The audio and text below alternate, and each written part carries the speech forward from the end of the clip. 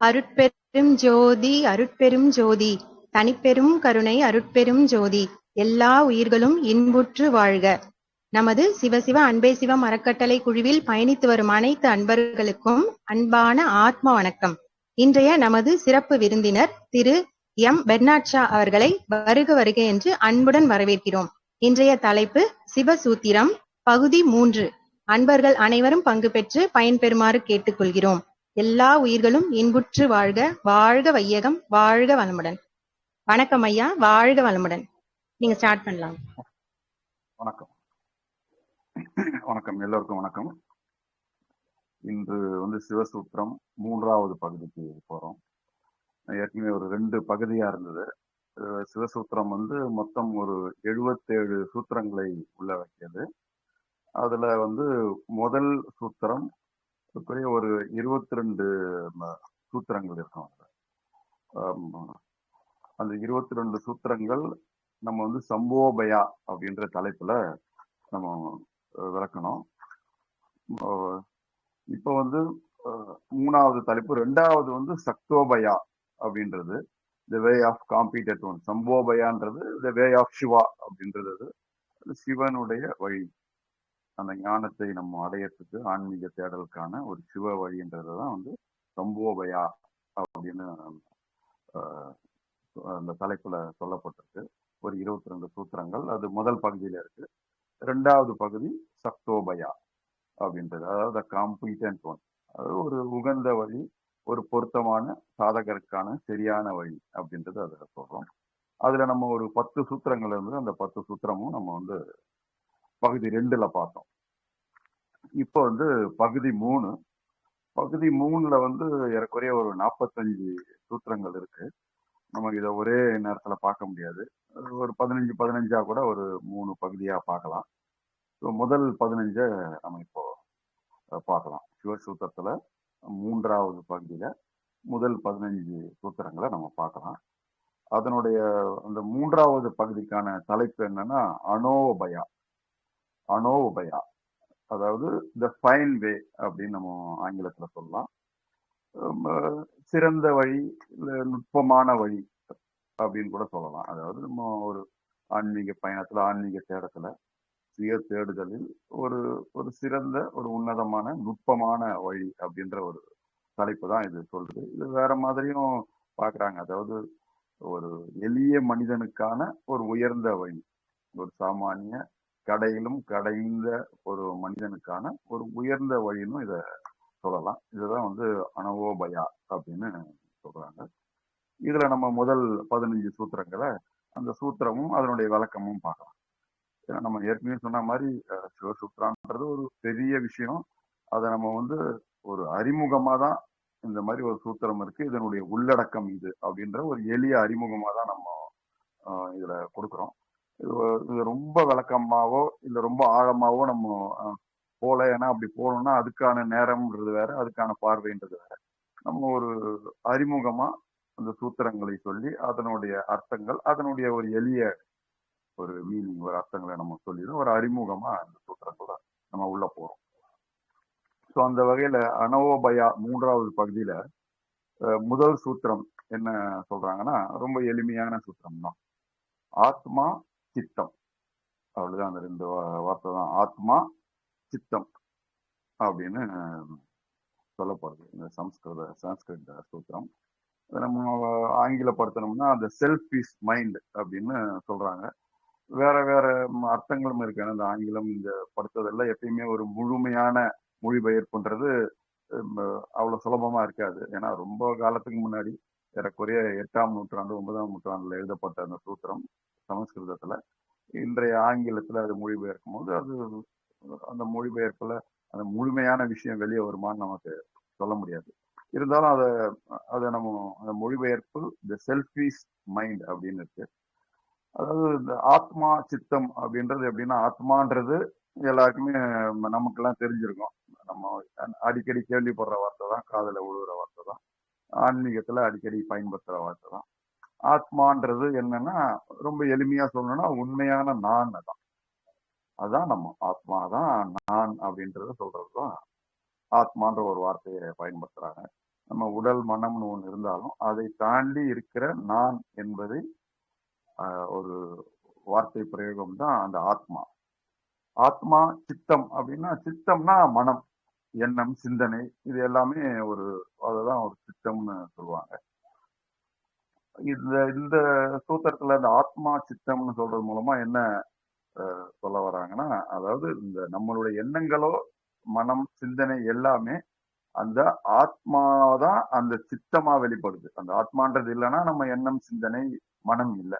அதாவது செல்ஃபிஷ் மைண்ட்ன்றப்போ அந்த நம்ம சுயம்தான் மனமா எண்ணமா சிந்தனையா எல்லாமுமா வெளிப்படுது. அதனுடைய மூலம் ஆத்மா தான்.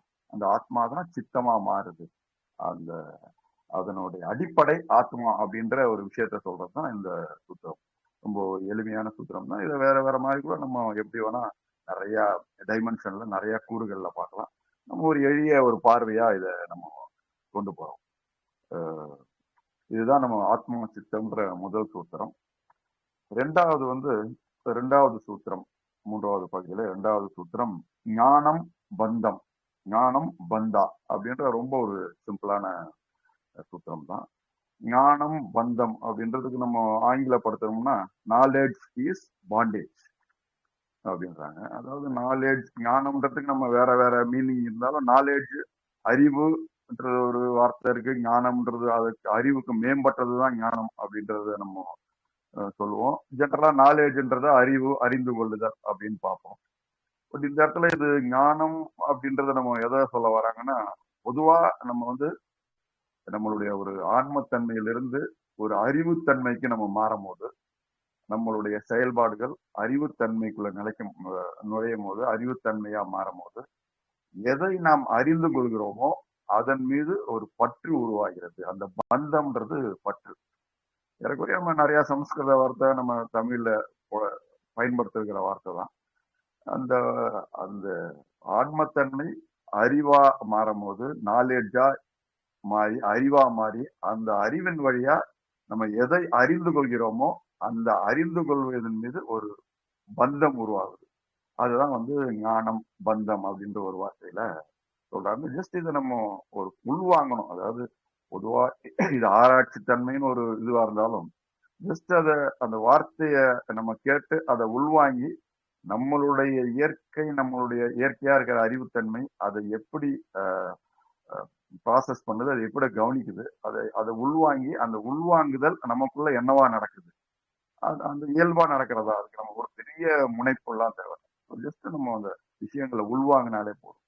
ஸோ அதுதான் இந்த மாதிரி இந்த சூத்திரத்துல ஞானம் பந்தம் அப்படின்னு ஒரு இந்த மூணாவது பகுதியில இரண்டாவது சூத்திரம் நமக்கு சொல்லப்படுது.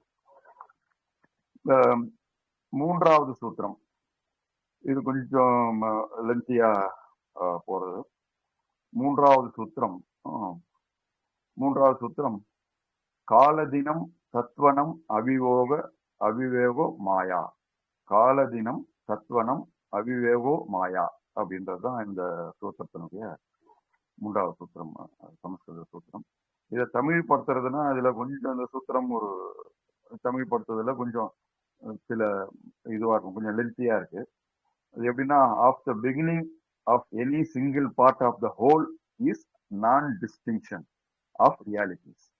Of the beginning of any single part of the whole is non distinction of reality which is Maya அப்படின்னு சொல்றாங்க. அதாவது காலதினம் சத்வனம் அவிவேக மாயா.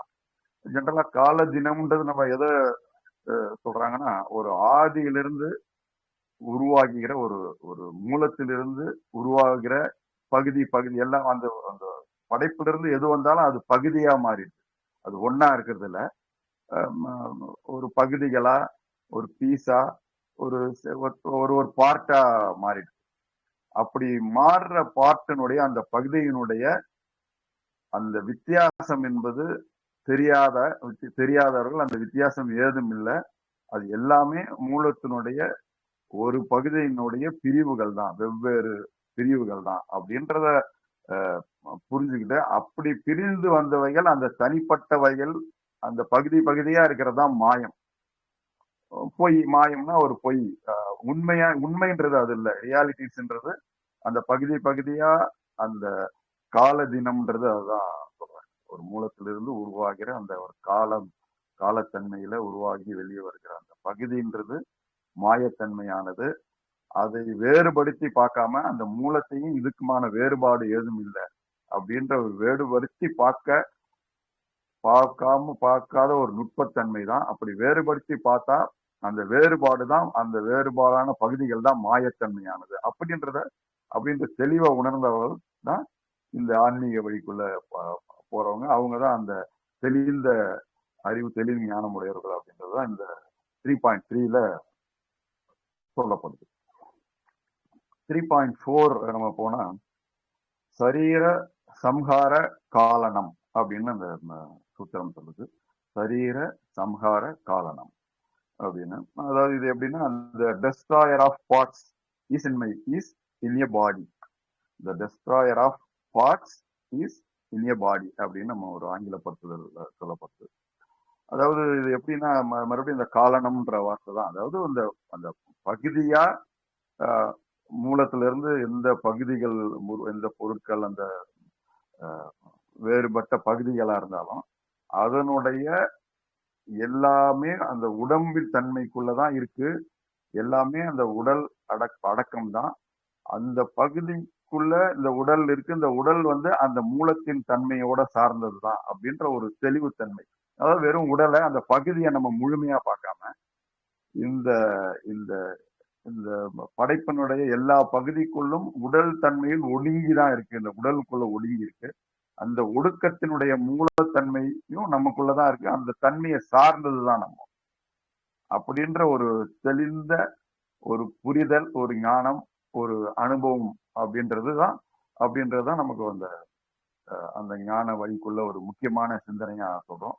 அதுதான் அத சரீர சம்ஹார காலனம். அதாவது அந்த காலனம், அந்த பகுதித்தன்மையை நம்ம உடம்புக்குள்ளேயே ஒரு ஒற்றைத்தன்மையா, பிளவற்ற ஒரு ஒற்றைத்தன்மையா, அந்த ஒற்றைத்தன்மையின் ஒரு மூலமும் நமக்குள்ளதான், அந்த மூலத்தோட சேர்ந்த பகுதி தான் நாம அப்படின்றத நம்ம உணரும் போது அதுதான் அந்த தெளிந்த அறிவு தான் நமக்கு ஒரு ஞானமா இருக்குன்றதுதான் இந்த 3.4ல சொல்றாங்க. 3.5 என்ன சொல்லுதுன்னா, நாடி சம்ஹார பூதஜய பூத கைவல்ய பூத பிரதக்வாணி அப்படின்றதுதான் அந்த சமஸ்கிருத சூத்திரம். அதாவது நாடி சம்ஹார பூதஜய பூத கைவல்ய பூத பிரதக்வாணி அப்படின்றதுதான் இதனுடைய இந்த 3.5 மூன்றாவது பகுதியில 5வது சூத்திரம் சொல்லப்படுது. இது கொஞ்சம் பெரிய சூத்திரம் தான் அது. அதாவது நாடி அப்படின்றதுன்னா என்னன்னா, நம்ம எல்லாருக்குமே கேள்விப்படுற வார்த்தை தான். அது ஆங்கிலப்படுத்துறதுன்னா எப்படின்னா, channels in the body along which subtle forces flow, any pipe or tube, the tubular stalk of any plant or any tubular organ. அதாவது நம்ம அது the accumulation of channels, அதாவது ஆங்கிலப்படுத்துறது என்னன்னா, the accumulation of channels, victory over the elements, detachment of elements and separateness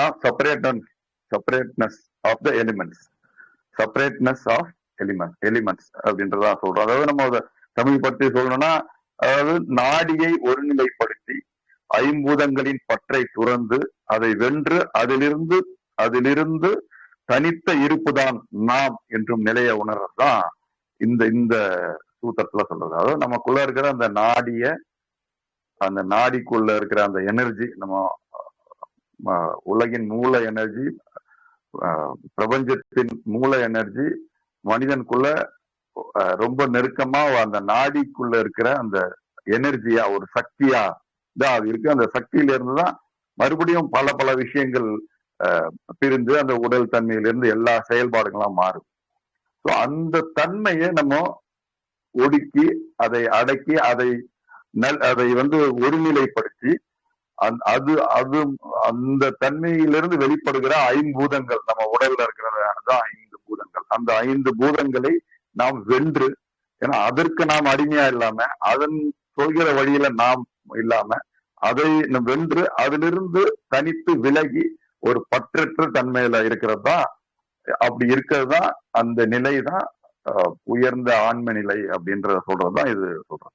நமக்குள்ள இருக்கிற நாடி அந்த அந்த ஐம்புலன்கள் அந்த ஐம்புலன்களை வென்று ஜெயித்து அதிலிருந்து விலகி ஒரு ஒரு பற்றற்ற தன்மையில் நாம் இருத்தல் தான் அந்த உயர்ந்த தன்மைன்றத இந்த 3.5ல சொல்றாங்க. 3.6 என்ன சொல்லுதுன்னா மகாவாரணத் சித்தி அப்படின்ட்டு, அதாவது 3.6 மோகவாரணத் சித்தி, மோகவாரணத் சித்தி அப்படின்ட்டு, அதாவது மோக அவாரணத் சித்தி. இதை எப்படி நம்ம ஆங்கிலப்படுத்துறதுன்னா fulfillment is from an act of concealing the delusion of mind. Fulfillment is from an act of concealing the delusion of mind. அதாவது மோகம்னா எல்லாருக்குமே தெரியும், ஒரு பற்று, எதன் மேலேயும் இருக்க ஒரு தீவிர பற்று தான் மோகம்.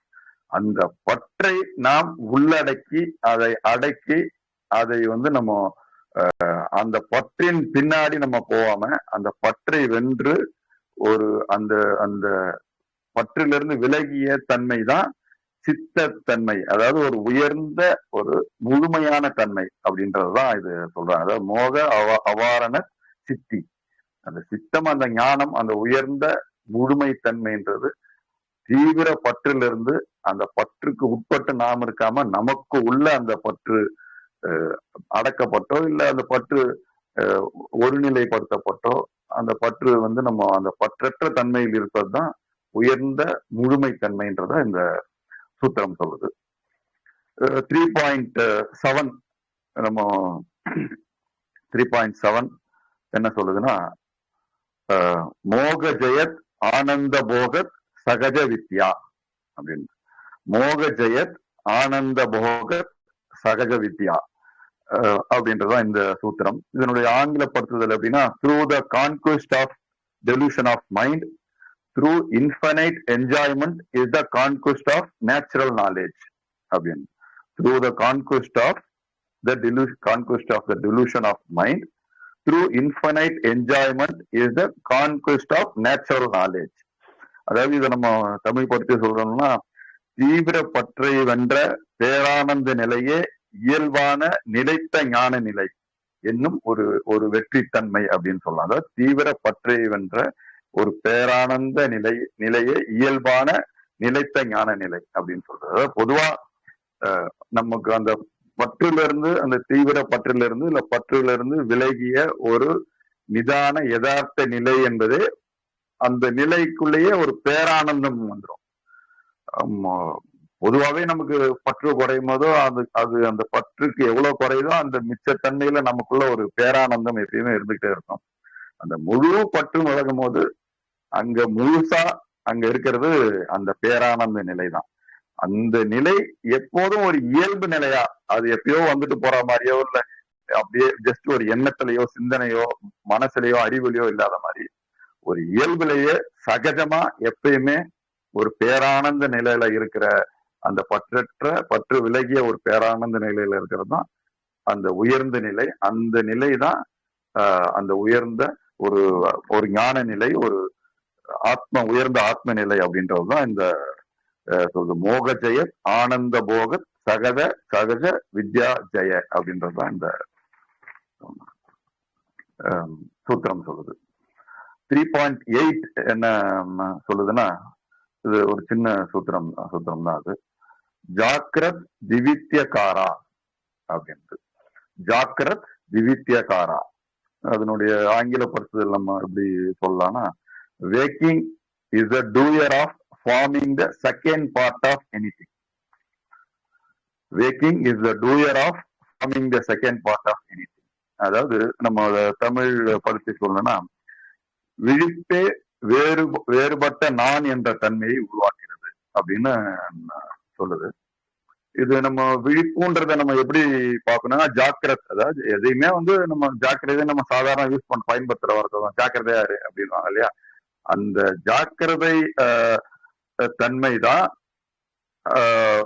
வேறுபட்ட நான், அதாவது அந்த நான் என்ற ஆத்ம தன்மையில் இல்லாத அந்த வேறுபட்ட நான் என்பது என்னுடைய உடலோ மனமோ என்னுடைய புலன்களோ என்னுடைய பற்றோ, நான் அந்த அறிவின் மூலமா அந்த பந்தம் நம்ம ஏற்கனவே படிச்ச மாதிரி அந்த அறிவின் மூலமா நமக்கு கிடைக்கிற தொடர்பு, அந்த தொடர்பின் வழியா தெரிந்து கொள்வதன் வழியா ஏற்படுகிற ஒரு பற்று, அந்த பற்றை பற்றி கொண்டிருக்கிறவன் தான் அந்த நான் அப்படின்ற ஒரு தன்மை நம்ம அந்த விழிப்பின் வழியா வருது. பொதுவா இதை இன்னும் எப்படி பார்க்கணும்னா, அந்த அந்த ஜாக்கிரதை தன்மையற்ற ஒரு அதுக்கு பின்மாறி இருக்கிற ஒரு தன்மை, அந்த ஒரு அமைதியான நிலைத்த தன்மை தான் நான் அப்படின்றத நம்ம பொதுவா சொல்றோம். அப்படி ஒரு விழிப்பு தன்மைக்குள்ள வரும்போதுதான் நம்ம இந்த ரெண்டாவது தன்மையா மாறுகிறோம் அப்படின்றதுதான் இத சொல்லுது. அந்த நான் என்ற அந்த மூலத்தன்மையிலிருந்து விலகி நம்மளுடைய மனங்களை, எண்ணங்களை, நம்ம பற்றை, அந்த பற்று மேல இருக்கிற அந்த பற்றின் பின்பற்றுகிற ஒருத்தனை நம்ம நானா நினைக்கிறோம் அப்படின்றதுதான் இந்த சூத்திரம் நமக்கு சொல்லுது. 3.9 என்னன்னா ரொம்ப சிம்பிளான எளிய சூத்திரம் தான். நர்த்தக ஆத்மா, நர்த்தக ஆத்மா அப்படின்னு 3.8 சொல்லுது. இதனுடைய ஆங்கிலப்படுத்துதல் என்னன்னா, the dancer is self. நர்த்தகம்னா நமக்கு தெரியும், அந்த நாட்டியம், the dancer, நடனம் ஆடுகிறவர்கள், இந்த நர்த்தகா ஆத்மா அப்படின்ட்டு.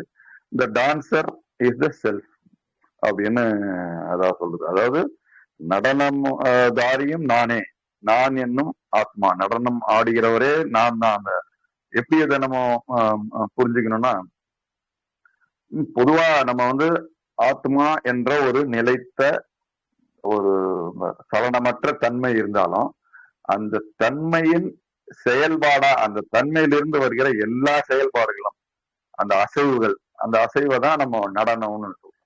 அப்படி அந்த நிலைத்த அந்த தன்மையிலிருந்து ஏற்படுகிற எல்லா அசைவுகளும், எல்லா செயல்களும், எல்லா நடனமும், எல்லா அந்த அந்த ஆடல்களும் அது நாம் தான். அது நம்ம வேற வித்தியாசமா இல்ல, அதுவும் நாம் தான்.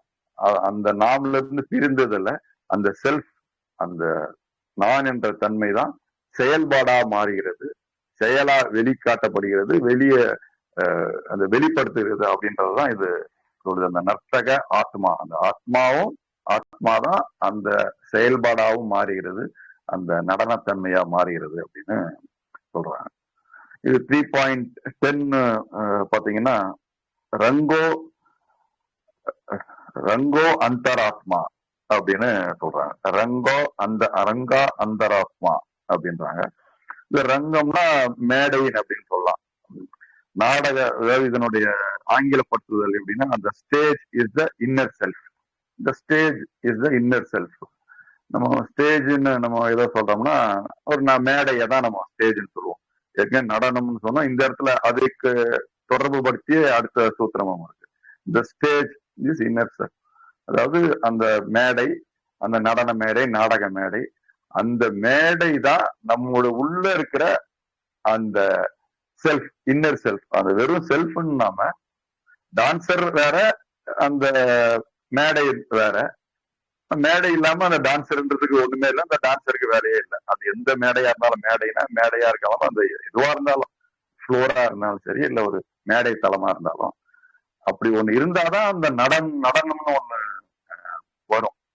ஸோ அந்த வகையில அந்த மேடை என்பதே அதுதான் நம்ம உள்ள இருக்கிற செல்ஃப், அந்தராத்மா அப்படின்றாங்க. நம்ம உள்ள இருக்கிற செல்ஃப். ஆனா அந்த செல்ஃப் இருக்கிறதுனாலதான் அந்த மேடை இருக்கிறதுனாலதான் ஒரு நடனமோ, ஒரு நாடகமோ, ஒரு செயல்பாடோ நடக்குது. பொதுவா அந்த ஒரு நாடக மேடைன்னு சொல்லுவோம் இல்லையா, உலகம் ஒரு நாடக மேடைன்ற மாதிரி ஒரு எளிய பதத்துல சொல்ற மாதிரி, நம்மளுடைய உறைந்த ஆத்மா என்பது தான் அந்த மேடை. அதுதான் உள்ளுறைந்த விஷயம் அப்படின்றது அந்த அந்த பிரிவை அந்த காட்டுறதுக்காக. அந்த ஆத்மா தான் செயலாக மாறுகிறது, ஆனா உள்ளுறைந்த அந்த ஆத்மா தான் நாம் அப்படின்றதுதான் ரங்கோ அந்தராத்மா அப்படின்றதுதான் இது சொல்றாங்க. இதுல 3:11 என்ன சொல்லு, என்ன அதனுடைய இதுன்னா, பிரேக்ஷானி இந்திராயினி அப்படின்றதுதான் அதனுடைய சமஸ்கிருத சூத்திரம்.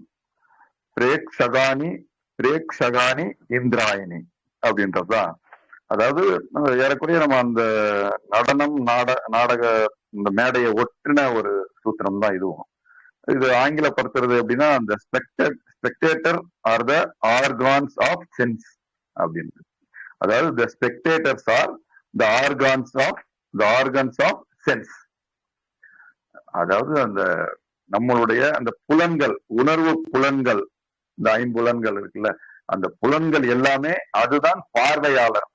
அந்த பார்வையாளர் அதுதான்.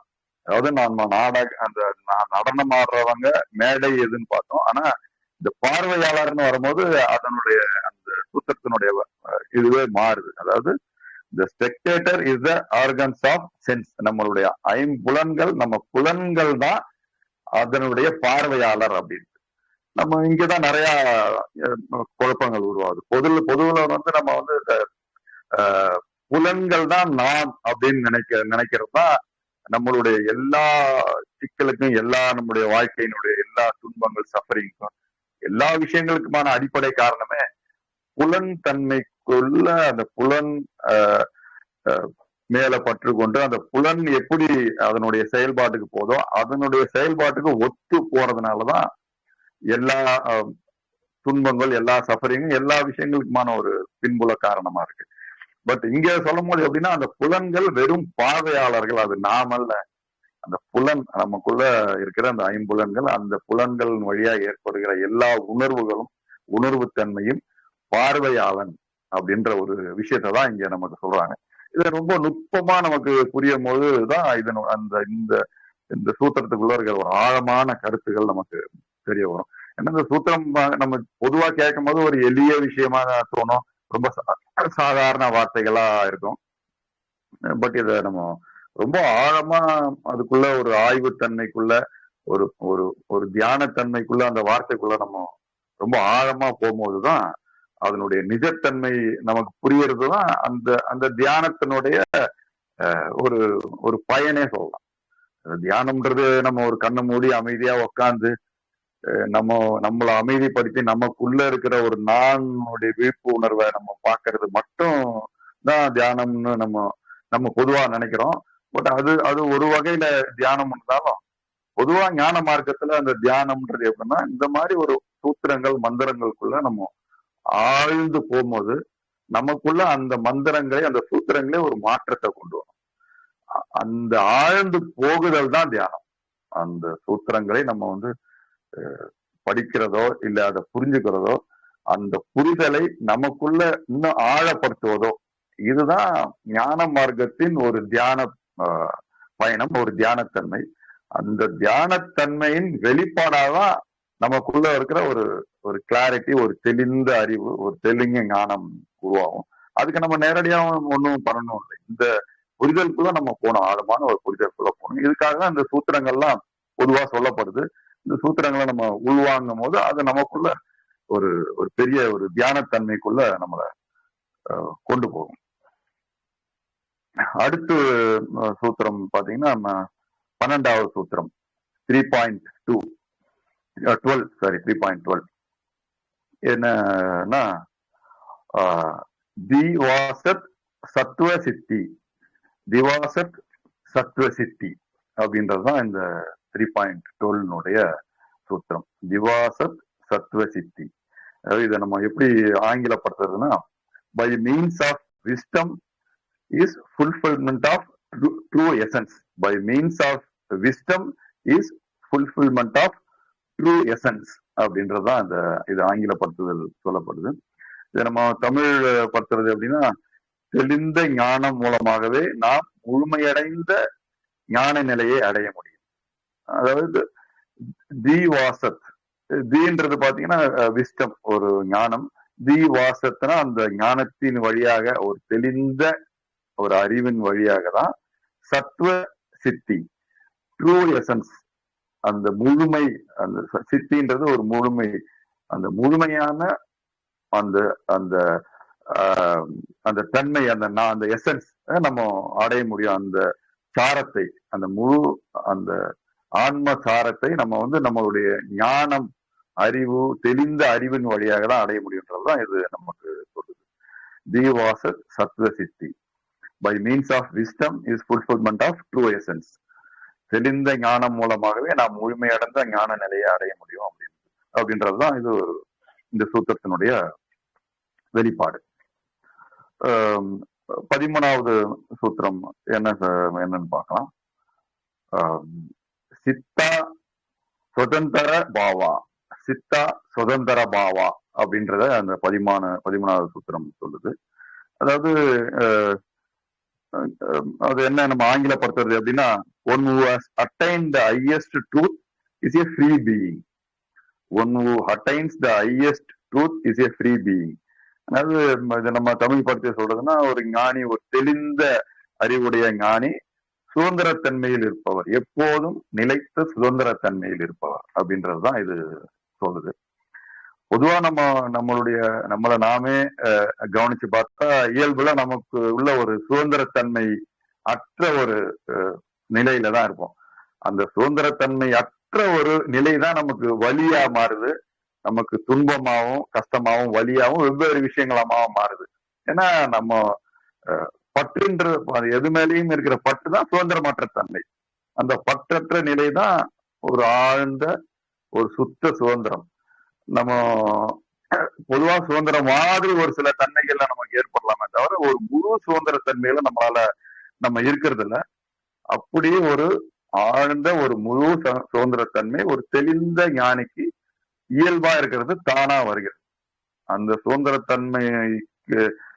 தன்மைக்கும் அந்த பற்று கொன்ற ஒரு சுதந்திரமற்ற தன்மைக்கும் இடையில இருக்கிற அந்த வாழ்வியல் நிகழ்வுகள்ல தான் நம்ம பல பேர் துன்பம், கஷ்டம், வலி இப்படின்னு பல பேர் வச்சு நம்ம அழைக்கிறோம். அந்த பற்றுத்தன்மைக்கும் அந்த சுதந்திர தன்மைக்கும் அந்த இடைவெளியை நம்ம சரியா உணர்ந்து அந்த பற்றை இருந்து வெளிவருகிற தன்மை தான் அது ஏற்கனவே நம்ம இயல்பா இருக்கிற ஒரு சுதந்திர தன்மை. அதுதான் இந்த சூத்திரம் சொல்றது. அதாவது சித்தா சுதந்திர பாவா, சுதந்திர பாவம்ன்றது அந்த ஞானம்ன்றது அந்த இயல்பு தன்மையிலேயே அந்த சுதந்திர பாவத்துல இருக்கிறதா அப்படின்றத இந்த 13வது சூத்திரம் சொல்லுது. நாம் 14வது சூத்திரம்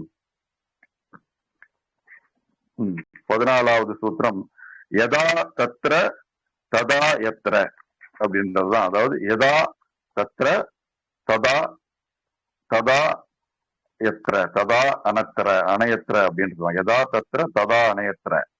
அதாவது இதை நம்ம ஆங்கிலப்படுத்தி சொல்றதுன்னா as there is so elsewhere அப்படின்னு. அதாவது as there is so elsewhere-னா அதன்படியே எல்லாமும் இருக்கிறது. நம்ம தமிழ் படுத்தி சொல்றதுன்னா அதன்படியே எல்லாமும் இருக்கிறது அப்படின்னு சொல்லுது. இதனுடைய விஷயம் நம்ம எப்படி அதை புரிஞ்சுக்கிறதுன்னா, அந்த மூலத்தின் படிதான். அதாவது வெளி விஷயங்கள் எப்படியோ மாறி இருந்தாலும் என்னென்ன மாதிரியோ அந்த ஒரு பொருள் தன்மையா, பஞ்சபூதமா, இல்ல வேற எலிமெண்டா, ஒரு 36 எலிமெண்ட்னு கூட அந்த கூறுகள்னு கூட சொல்லுவாங்க. அந்த மாதிரி ஒரு எலிமெண்டாவோ அல்லது அந்த 5 பஞ்சபூதங்களாவோ இல்ல அதன் சார்ந்த அந்த பூதங்களின் வழியா நம்ம தெரிஞ்சுக்கிற இவ்வளோ விஷயங்களோ எதுவா இருந்தாலும் அதனுடைய மூலம் அது எதுனா அந்த ஆத்ம, அந்த நிலைத்த அந்த ஞானத்தன்மை தான் பலவாய் மாறி இருக்கு. அந்த பலவாய் மாறி இருக்கிறது தான் உண்மைன்றது இல்ல. அந்த மாறுதல், அந்த தோற்றம் அந்த மூலத்தில இருந்து வந்ததுன்றத இந்த சூத்திரம் நமக்கு சொல்லுது. கடைசி இப்ப இந்த 3வது பகுதியில 15வது சூத்திரம், 145 சூத்திரங்கள் இதுல இருக்கு. நம்ம இப்போ 15 சூத்திரம் வரைக்கும் தான் பாக்குறோம். 15வது சூத்திரம் என்ன சொல்லுதுன்னா ரொம்ப எளிமையான சூத்திரம் தான். பீஜ அவதானம் அப்படின்னு. பீஜ அவதானம், அட்டென்ஷன் இஸ் ஆரிஜன் அப்படின்றது நம்ம இது ரொம்ப ஒரு எளிமையான சூத்திரம் மாதிரிதான் தெரியும். இதை தமிழ் படுத்துதல் எப்படின்னா, கவனித்தலே மூலம், அட்டென்ஷன் இஸ் ஆரிஜன், பீஜ அவதானம் அப்படின்னு நமக்கு இந்த சூத்திரம் சொல்லுது. இது எப்படின்னா, நமக்கு பொதுவுல நம்ம முழு கவனித்தல் தன்மையில நம்ம இல்லைன்றதுதான். எப்படி நம்ம முழு சுதந்திர தன்மையில இல்லையோ அதே போல முழு கவனித்தல் தன்மையில ஒரு அட்டென்ஷன்ல நம்ம இல்லைன்றதுதான் ஒரு யதார்த்தம்.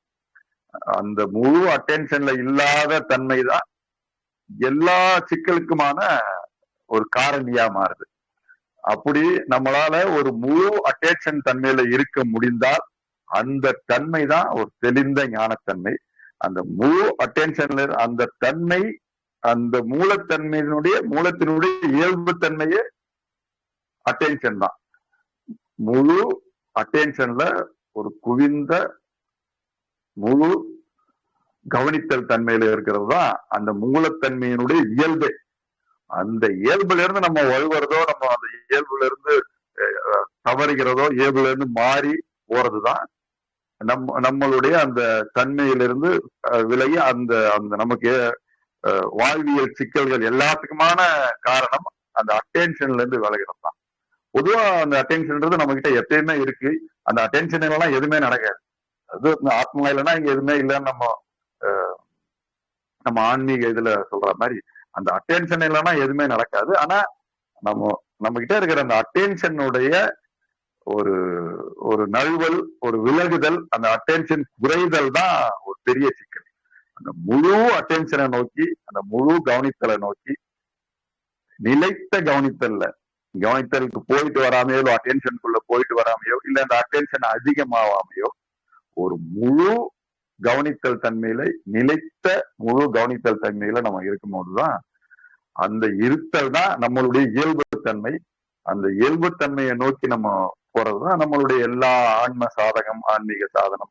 இந்த தியானமா இருந்தாலும், யோகமா இருந்தாலும், இல்ல வெவ்வேறு இந்த மாதிரி ஒரு ஞான மார்க்க சூத்திரங்களை நம்ம ஆழ்ந்து படித்தாலும், இல்ல அதை ஒரு சேவையா செஞ்சா கூட, இல்ல ஒரு உணர்வு பூர்வமா ஒரு பக்தியா இருந்தாலும், அதனுடைய வழி, அதனுடைய நோக்கம் என்பது நிலைத்த கவனத்தில் இருப்பதுதான். டோட்டல் அட்டென்ஷன்ல இருக்கிறது தான் இந்த எல்லா மார்க்கமும். பக்தியா இருந்தாலும், சேவையா இருந்தாலும், ஞான மார்க்கமா இருந்தாலும், இல்ல வேறு வேறு யோக மார்க்கம், வேற எந்த வழியின் வழியாக நம்ம வாழ்க்கை பயணம் இருந்தாலும், ஏன்னா நம்ம எது செய்தாலும் இதனோட கனெக்ட் ஆகிதான் இருக்கும். இந்த தொடர்பு இல்லாம நம்ம எதையுமே செய்ய முடியாது. ஒரு சேவையோ, இல்ல ஒரு தியானமோ, ஒரு மெடிடேஷனோ, ஒரு சுதந்திர தன்மையை தேடி போறதோ, இல்ல ஆனந்த நிலை, ஒரு இன்ப நிலையை நம்ம தேடுறதோ, நம்மளுடைய செயல்பாடுகள் எல்லாம் இதை நோக்கிதான் இருக்கும். இல்ல இந்த பக்தியில கூட நம்ம ஒரு இன்பத்தன்மையை தேடிதான் நம்ம உள்ளுக்குள்ள இருக்கிற ஒரு நிலைத்த இன்பத்தன்மையை. அதே போலதான் இந்த அட்டென்ஷனும், டோட்டல் கவனித்தல் தன்மையும். இந்த கவனித்தல் தன்மையை நோக்கி நம்ம மெல்ல நகரும் போது, இந்த முழு கவனிப்பு நிலையா நம்ம மாறும் போது, அந்த தன்மை தான் நாம் இயல்பாக இருக்கிற ஒரு முழு தன்மை அப்படின்றதுதான் இந்த சூத்திரங்கள் சொல்றது. நம்ம ஒரு 15 சூத்திரங்கள் பார்த்திருக்கோம். தொடர்ந்து இன்னும் ஒரு 30 சூத்திரம் இருக்கு. நம்ம அடுத்தடுத்து ஒரு 2 பகுதியா கூட அதை பார்க்கலாம். இது இன்னும் அந்த சூத்திரங்கள் நல்லாவே ஒரு இன்ட்ரெஸ்டிங்கா போகும். நம்ம தொடர்ந்து பார்ப்போம். ஸோ இப்போ வரைக்கும் இதுதான் இந்த 15 சூத்திரங்கள் மூலமா நம்ம இந்த சிவசூத்திரங்கள் மூலமா நம்ம இங்க சொல்ல வருகிறது. இதை பத்தியா யாராவது ஒரு உரையாடலோ இல்ல கேள்விகளோ உரையாடலோ இருந்தா நம்ம போகலாம். சிறப்புங்க ஐயா, மிக சிறப்பா இருந்தது வகுப்பு. ஜெயா அம்மான்னு இருக்கீங்க, சந்திரா பிரபா அம்மா இருக்கீங்க. உங்களுக்கு ஏதாவது கருத்துக்களோ டவுட்ஸோ இருந்தா ஐயா கிட்ட கேட்டுக்கலாமா?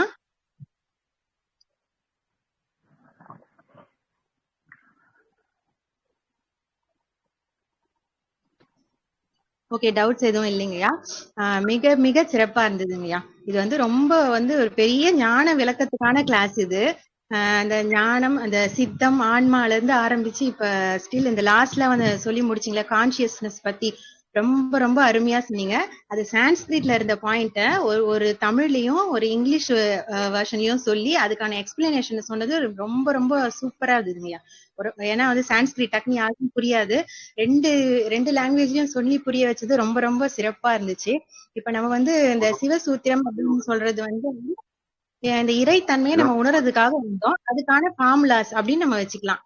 இந்த இறைத்தன்மையை உணர்றதுக்கான இதுக்கு மகான்கள் அவங்களா உணர்ந்து நமக்காக கொடுத்த இந்த ஃபார்முலாஸ நம்மளும் பின்பற்றி எப்படி நம்ம இந்த பூமிக்கு எப்படி நம்ம இறைத்தன்மையோட வாழறது, இறையை உணர்றது அப்படின்றதுக்கான ரொம்ப சிம்பிளஸ்ட் ஃபார்ம்ல நம்மளுக்கு இந்த ஃபார்முலாஸா கொடுத்துருக்காங்க.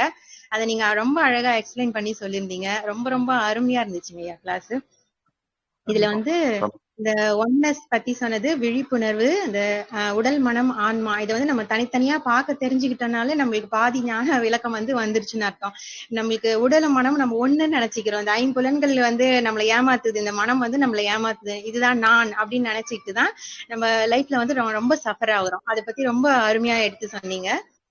இந்த உடல் மனம் வேற வேற அது வந்து நம்ம உணர்வு பூர்வமா அது விழிப்புணர்வோட ஒரு செயலும் செய்யும் போது கண்டிப்பா நம்மளுக்கு அஃபெக்ட் ஆகாது. வெளியில நடக்கிற எந்த சூழலும் நம்மளுக்கு அஃபெக்ட் ஆகாது. ரொம்ப ரொம்ப அருமையா இருந்துச்சு. நிறைய பாயிண்ட் சொன்னீங்க. எனக்கு வந்து டக்குன்னு எனக்கு மண்டையில இதெல்லாம் ஏறிடுச்சு நீங்க சொல்லதுமே. ஏன்னா வந்து இதெல்லாம் நம்மளுக்கு தெரியலன்னா அப்புறம் நம்ம பிறந்ததே வேஸ்ட். நம்ம இதை தெரிஞ்சுக்கிறதுக்காக தான் நம்ம வந்திருக்கோம். அப்புறம் நம்மளும் அப்படியே வாழ்ந்து குடும்பம் குழந்தை அப்படியே இருந்து இந்த மாயாலேயே இருந்து அப்படியே போறதுக்கு நமக்கும் அனிமல்ஸ்க்கும் என்ன டிஃபரன்ஸ் இருக்கு? நம்ம இந்த இறைத்தன்மையை உணரத்துக்காக தான் நம்ம அந்த பூமிக்கே வந்திருக்கோம். அதுக்காக இந்த ஃபார்முலா உங்களுக்கு வந்து கோடான கோடி நன்றிங்க. இது வந்து எக்ஸ்பிளைன் பண்ணி இதுக்கெல்லாம் வந்து கேட்க ரொம்ப கொடுத்து வச்சிருக்கணும். இதெல்லாம் எவ்வளவு பேர் நம்ம அதுக்காக தான் இதை நம்ம பேசுறோம். ஏன்னா இந்த பதிவுகள் தமிழ்லயோ இல்ல வேற எதுலயோ ரொம்ப கம்மியா இருக்கு. ரொம்ப ரேரான சில விஷயங்களை தான் நம்ம கடத்தணும், ஷேர் பண்ணணுன்றதுக்காக தான் நம்ம இந்த மாதிரி விஷயங்களை சொல்றோம். இது ஜஸ்ட் இது ஒரு அறிமுகம் தான். இது மறுபடியும் இதை கேட்கறவங்க இன்னும் ஆழமா அதை தேடி படிச்சு உள்ள போய் அதை வந்து நம்ம ஒரு தியானப்படுத்தும் போது நமக்கு வேறு வேறு ஒரு மாற்றங்களும் உள்ளுக்குள்ள ஒரு ஒரு சேஞ்சஸ் உருவாகும்.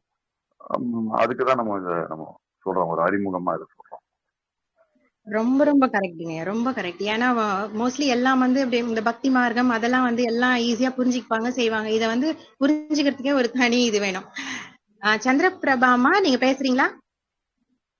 நல்லதுதான் வந்தேங்க சாமி. சார் நல்லா இருந்தது கிளாஸ். மாணிக்க வாசகர் வந்து பேசின மாதிரி இருந்தது எனக்கு. ஏன்னா அவர்கிட்ட தான் மெய் சிலிர்த்து போயிருந்தேன். கலந்துகிட்ட கொஞ்ச நேரமும் எனக்கு அவர் பேசின மாதிரி இருந்தது. மாணிக்க வாசகர்லாம் ரொம்ப சந்தோஷம்.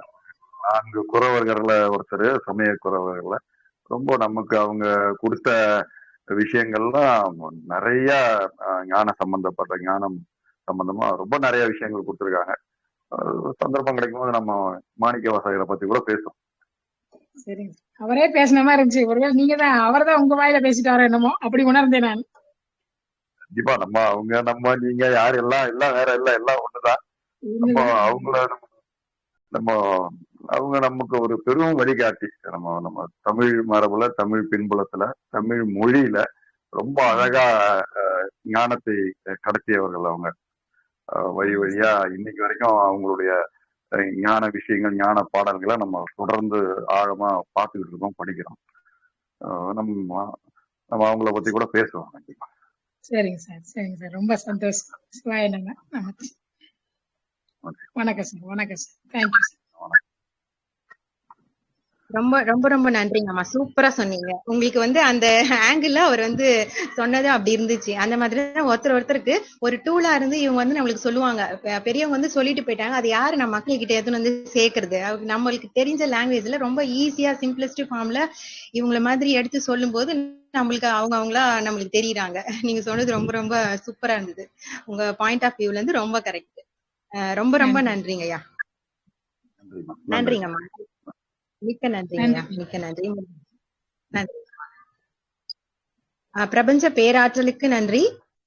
சிவசூத்திரம் என்ற அருமையான தலைப்பில் நமக்காக விளக்கம் அளித்த பெர்னாட்ஷா அவர்களுக்கு மிக்க நன்றி. அவர்களும் அவர்களின் அன்பு குடும்பமும் வாழ்க வளமுடன். மற்றும் குழுவில் இணைந்து பயணித்த அனைத்து அன்பு உள்ளங்களுக்கும் மிக்க நன்றி. பாலகிருஷ்ணன் ஐயா அவர்களுக்கும் மிக்க நன்றி. வாழ்க வளமுடன். மீண்டும் நல்லதொரு இணைப்பில் சந்திப்போம். வாழ்க வளமுடன்.